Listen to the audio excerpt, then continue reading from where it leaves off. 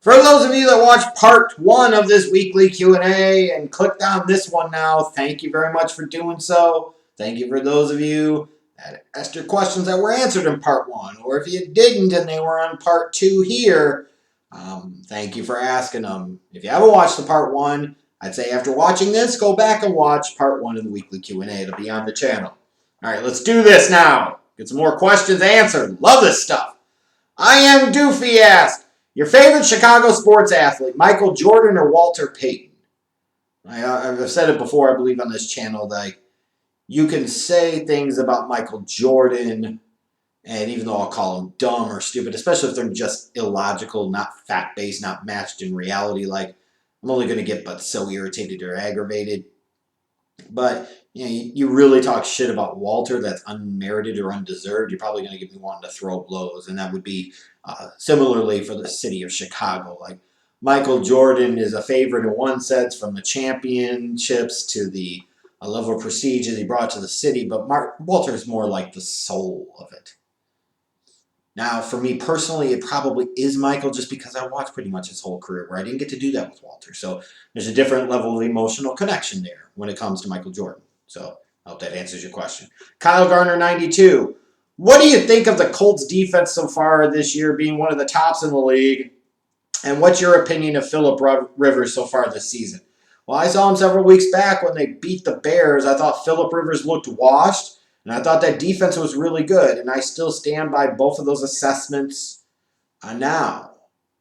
And my assumption is going to be is that when it comes to nut-cutting time, that Phillip Rivers is going to fall on his face and have a really, really bad game, and the defense can't overcome it, and that's when the Colts are going to bounce from the playoffs.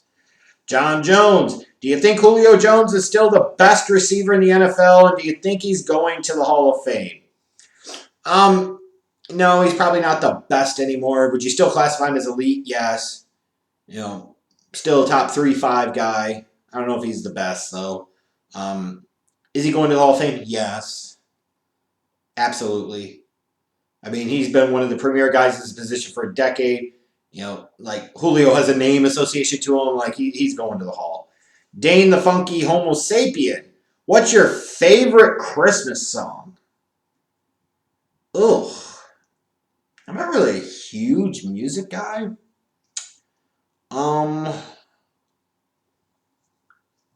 It's Christmas time in Hollis, Queens. Mom's cooking chicken and collard greens. That was the first one that just Run DMC just came to my mind. I don't know if I have a true favorite. Like, admittedly, I don't know if I do. You guys can tell me what your favorite Christmas song is in the comment section below. If any of you say it's Mariah Carey, you should be immediately castrated and not allowed to reproduce ever! That's ridiculous. Paulie T. Is this one of Mike Tomlin's best coaching jobs? And is Brian Flores the front runner for Coach of the Year? I think it is certainly one of Mike Tomlin's best coaching jobs. You could argue it's his best coaching job. Is Brian Flores the front runner for Coach of the Year? I think he'll get some consideration for Cliff Kingsbury in Arizona, perhaps. But he is certainly on the short list right now, that's for sure. Johnny Thrust. When are you getting a new mic? It is a turn-off for sure. Now, let me be clear. I have bought multiple lapel mics. Like, they're all tangled up and all twisted. And the problem here is not that I didn't buy new mics. Like, I clearly did. Like, you see them, Johnny Thrust? You see them? Like, here's one. Here's another one that just fell down. Like, there's all mics. They don't frickin' work with the laptop that I'm using. Now, the other laptop that I have here that I'm using to ask the questions, I had bought, it was about a year ago, for the purpose of using it to record off of, and the webcams I have with it work very well. It's crap. So I'm going to have to buy, like, my plan, like, personally, my plan's changed once I had to drop $2,000 for summer for the surgery. But the plan would be to get a new laptop, get a new camera, get new lighting, get new mics. Like, every time, I cannot emphasize this enough. Like, every time I plan on doing it, and even when I have some of the money or all the money set aside, something always, always, always comes up. So it's like, when are you getting me a new mic? When am I getting myself a new mic? It's a wrong question. Like, when am I getting a whole new setup? Because it's going to have to be a whole new setup. And, what I'm going to do is I'm going to take a different approach, because I keep trying to speak positivity into existence, and then the exact effing opposite happens. So I'm just going to pretend like it's not a thing for this. Because it's like somebody's against me doing this crap. That's what it really feels like. But I'll do something soon, because I'm tired of it too. It's certainly been a instrumental part of why my following isn't bigger on this channel and the wrestling channel, the OTRS Central channel, period. Lack of production values. Groovy Woody, who do you think will win the NFC East? Nobody that watches them. Is that really winning a division, though? Sure, it gets you a home playoff game, but is that really winning? I don't know, Groovy Woody. I don't know if you call that a winner. But if you're asking me right now, crap, it might be Washington. Lenny Ryan 79. If Mitch comes in and somehow finds more success than Foles, do you think Nagy is forced to start him the rest of the year? Like, magically, Mitch is going to be so much better after having not played most of the season, when he was absolute dog turds at the beginning of the year. You gotta love the mediocrity of the McCaskey way that is seeped into the consciousness of all Bears fans, it seems like. Never give up! Never surrender! Let's be clear. Foles is a turd. And he can't move, which is really bad behind the offensive line. It's just a horrible combination. Like, Trubisky absolutely should have already been back as a starter, and he should be the guy, health permitting. That's, you go with the last 6 games of the year. He just should be. Let him ride out the streak and then get the hell out of Dodge. Which certainly has the potential to backfire, is probably what you're thinking. Oh my God, Trubisky will come back in and he'll be great and magnificent, and it'll be Mitch Magic, they'll make the playoffs and they'll have a run, and then he's going to come back and everything will be right in the world. And all that crap won't happen, so let it go. But yeah, at this point, Nagy, it was just persistent stubbornness continuing to start Foles. Al Corleone, do you play video games? If you do, how do you feel about the new AEW video game? Good for them. I know the video game's not out though yet, is it? Like, we've seen like a preview or two. Like, good for them. Like, it's another way, license your brand, make some more money. I don't really play video games though, so not that I don't enjoy them, not that I didn't used to. It's just like I've had to make different trade-offs. Like, admittedly, over the years, I went from playing college football and Madden all the damn time to then this came into being and I started doing this. So it kind of fills that time that used to be gaming time. And I don't regret that, by the way. Peter Kuzmenko, I'm a Jaguars fan. Do you think Caldwell and Marone are gone by season's end? Yes. Or at least at season's end. Could you imagine thinking David Caldwell and Doug Marone deserve to stick around any longer? Like, those two clowns should have already been sent packing. Like, if the Falcons did it, if the Texans did it with freaking Bob, and God, the Lions just did it with both Bob Quinn and Matt Patricia, what the hell are the Jags waiting for? Again, it's that playing chess. You don't want to fire these guys because they suck, which puts you in a position to get a top quarterback. They'll be gone at season's end, though. I can't imagine any justification for keeping either one of those two stupids. Parallel Door 133.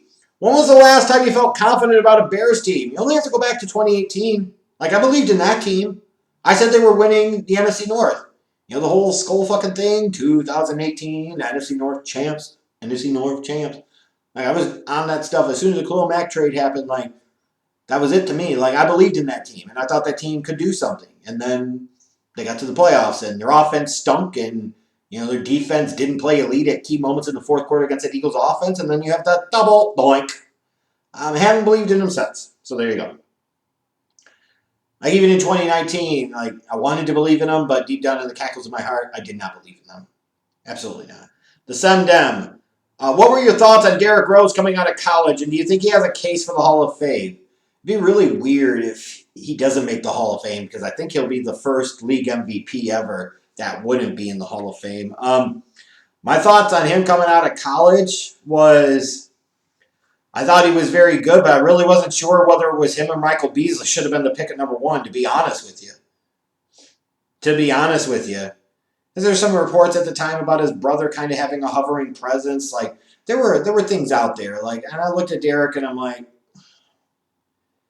also don't know that that's where the game is going. But it's just a shame that it ended like it did with Chicago.